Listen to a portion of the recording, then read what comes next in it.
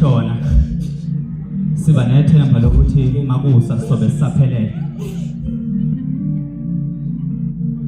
Yena umfowethu bese kumanele uma kuzokwanela kuye kubuzwe yini ukuthi obani abasele emumva akabashile nabalilayo.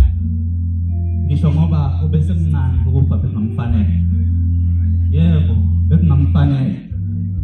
Ifu lobumnyama bese limngamele kanti nokufa bese kumanele.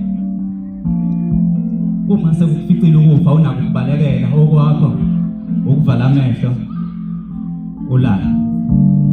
ulale pho yesani lesingaka esemva kwakhe ingoba lokufa kumzumile isimo sakhe sithi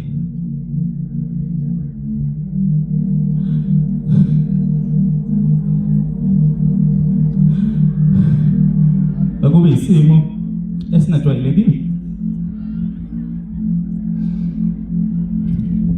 bese kumanele pho kungani uma bese kumelele elale kabuhlungu kanjena onqenqemeni lomgwaqo uthela wayeka kude kangaka nasekhaya mvuseni azozivalelisa okugcina ulele kabe endleleni asixwayise ngokuba leli langa elinye lanamhlanje malishona uzobe selele unomphela. Lesi isimo esingajwayeleki futhi singasoze sakwazi ukusijwayela.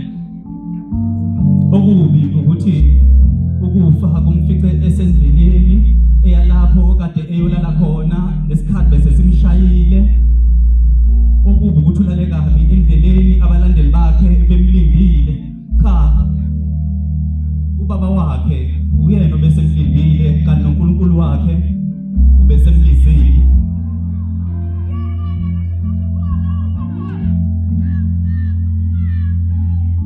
uNkulunkulu wakhe ubese mbizile. Yebo ubese mbizile kanti nohambo bese phelile.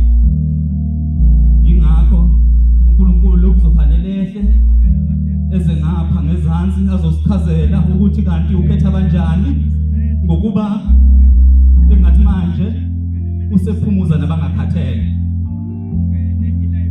Bathi ukuhlabelela kuyamthokozisa odabukileyo mahamba umhlabeleli odabukileyo kanti ududuzwa yini. Abalandeli bakhe sebeyosala beculeleza kade sesiculile. Yebo khona ithalente lonke liphethe lisethuneni ngokuba lo mzimba ubusenengoma emnandi ezingaculiwe bekusenengoma ezimnandi ezingabhaliwe.